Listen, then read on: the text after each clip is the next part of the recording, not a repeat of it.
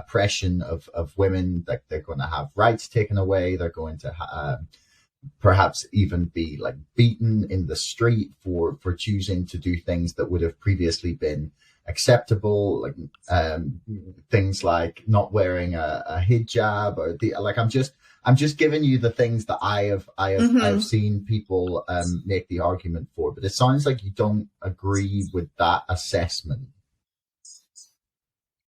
Well, if they are lying, they'll never be forgiven by the Afghan people who have been lied to. They're sick of the corruption, the corrupt behaviour of politicians.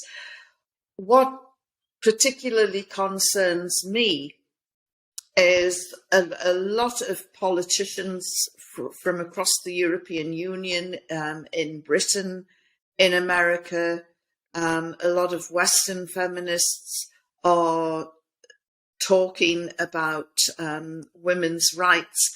And I started to look into the rights of women because, Boris Johnson was saying this hasn't been a waste of time. In 20 years, look at how women, they're back at school, and he's, saying that this is a great success story.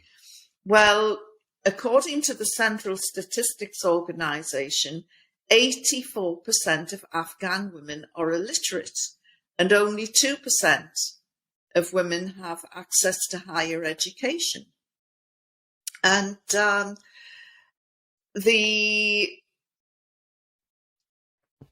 looking at the suicide rates in Afghanistan, globally more men than women commit suicide. But in Afghanistan, it is quite the reverse, and a staggering 80% of suicide attempts are by Afghan women. 80%. The Herat province accounts for more than half the cases nationwide. And this is really grim reading and reveals some very unhappy girls and women. A lot of it is forced marriage. This is under this Western propped up government of Ashraf Ghani. This isn't under the Taliban. And then I started looking at the schools, and because of the unstable nature of Afghanistan, last year about 10 million children missed out on regular school attendance, but 3.7 million children have never had an education at all. So, what about all these school programs that we're told about? The reality, and it's easy enough to verify. And I started looking around, and I remembered reading something about that old rogue Robert Mugabe, who was the leader of Zimbabwe, and somebody saying, well, in his defense, he actually did do a lot for women's rights. And so I started looking at that. And in 2 decades, Robert Mugabe, another figure reviled by the West, presided over enormous investment in education, which saw women achieve the highest literacy rates in Africa. And within 2 decades of coming to power, 89% of the adult population of Zimbabwe was literate. It was a huge success story. Now, America, Britain, NATO, all the other European countries, they've had 20 years to turn the education system in Afghanistan around. If Robert Mugabe could do it, why couldn't they? They've certainly not through lack of funding. Trillions has been spent on the military. They've created an army, an air force, militarily, and all of this will be inherited by the Taliban, by the way. It's a huge, vast sums of money. And yet, we've got these shocking figures female suicides and the lack of literacy among women, with only 2% having any hope or chance of going to university. Domestic violence against women has been horrendous over the last 20 years, including murder, assault, gang rape. All of these crimes have been projected on the Taliban, but all of this has happened under the Western-supported government and the Western occupation. So the lot of an Afghan woman is horrific. And only last year, for example, there was a case of a 17-year-old girl called Lal Bibi, who was forced into a marriage she didn't want. Her father-in-law and husband beat her, extracted her fingernails, locked her up in appalling conditions. She suffered horrific injuries. And when her father finally collected her, she was in a wheelchair, and the police were called, and they did arrest the father-in-law and husband. And then the local warlords went to the police station and forced their release, which allowed them to flee from the province they were living in to an area controlled by the Taliban. Well, I hope one of the first things that the Taliban does when, if they're promising to uphold women's rights, is to have these two men arrested and tried. Because, and Lal Bibi isn't just an isolated case.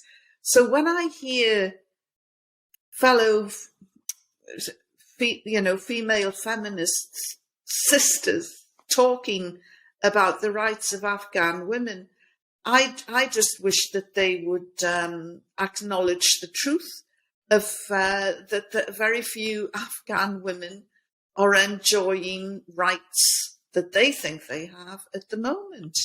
There are, it would be churlish to say it's been a disaster. There are some amazingly strong Afghan women who are heading up NGOs, who are doctors, clinicians, lawyers. We see female MPs in the parliament. So, yes, there are a few green shoots of hope. But these are privileged elite women. I'm concerned, as somebody from a working class background, I want to know what's happening to the women in the rural areas and how they are. And of course, we've just had a little slice of the suffering that they're going through at the moment. So I just wanted to clarify one thing, actually, that you said there before I ask a couple more questions, is that you said that 50% of the female suicides were in Herat province. Is that how you pronounce it? Yeah. And now, forgive my ignorance, I have no idea if that's Taliban controlled or if that's been somewhere that's been like broadly under Western occupation. Well, it wasn't. Herat is on the border with Iran, and it wasn't Taliban controlled, but it was one of the first areas that fell. It was quite a significant win for the Taliban. So one of the things that you're essentially saying here is that it's that women have been treated poorly under the Western occupied regime, perhaps even more so than they have been in Taliban controlled areas. And a lot of, you kind of referenced there, a lot of the women who are in Afghanistan who have become politicians, CEOs of NGOs, doctors, journalists, things like that. And that's the sort of person that I've seen a lot of focus on in the last couple of weeks when people have been talking about it. Are they, in your mind, at risk of losing the things that they have earned over the past 20 years or however long they've been sort of working for? Is that like a real fear? Is that like a realistic fear that they will have their jobs and their lives, careers stripped from them? Like, will they be barred from working there? And yeah, is that a real fear that people should have? Well, I did see a meeting taking place. It was on YouTube, and some friends who speak Pashto confirmed what was happening. And it was health workers, doctors, senior hospital administrators challenging the Taliban minister who is going to be responsible for health in the interim period. And they wanted assurances from him, we will still have our jobs, can we still do this? And he was assuring them, making the right sounds, which is encouraging. But if they are lying, as I say, they will never be forgiven. And it'll just be more of the same. You know, Afghanistan has had 45 years of war, civil war, strife, Russian occupation, American occupation, the Taliban Mark I, and various warlords, bombing campaigns. So it was actually really refreshing to see these people sweep into Afghanistan's seat of government and start talking peace and start talking women's rights and start giving very assuring words of a general amnesty. Now, how true that is remains to be seen. There will, I'm sure, be people on the ground who can't forgive and can't forget, and there will be retributions. You know, we saw this after the Spanish Civil War, where women's head was shaved. You know, they were deemed collaborators.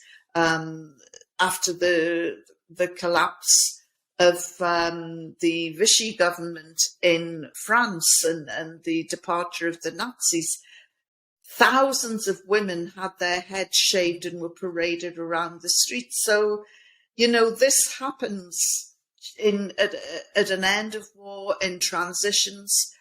I'm thankful we haven't seen those sort of scenes yet in Afghanistan, but the fear is there.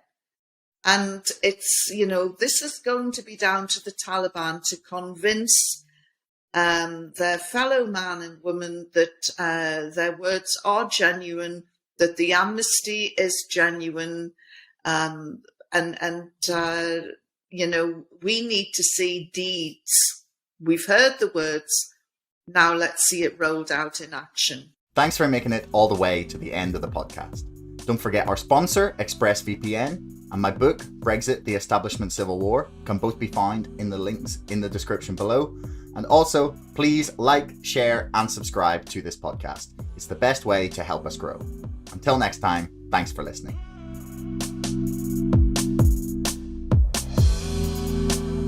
Screw the hedge funds. You can make as many rules as you want, but if there's no teeth behind them, what's the point? Well, like Citadel is potentially just gone in a few months. It feels like financial institutions, that they are all laughing at us by buying GME. Screw the hedge funds. Like, I will lose my entire investment if it brings them down. Why on earth, last May, could you buy the entire company for $200 million? What's been happening on Reddit and in social media and in the marketplace has never been seen before. I argue that nothing is off the table. There is nothing off the table when dealing with the volumes of money in something as big as the United States stock market. The hedge funds have clearly underestimated a group of people raised on Friday night World of Warcraft raids. Dark pools, they're another mechanism to manipulate and cheat. Mainstream journalists don't say these things for a number of reasons. One is their sources are the people that I'm talking about, and so they can't call somebody a crook. Super Stonk and the other communities that have emerged are a hive mind, the likes of which we have never seen before. It's madness and brilliance, insanity and genius all rolled into one. It's very possible that Citadel will be gone in a few months. And not just Citadel, but the entire financial system has the potential to come crashing down. These crooks continue to gamble recklessly with the world economy, and this could be the moment that they finally get their justice.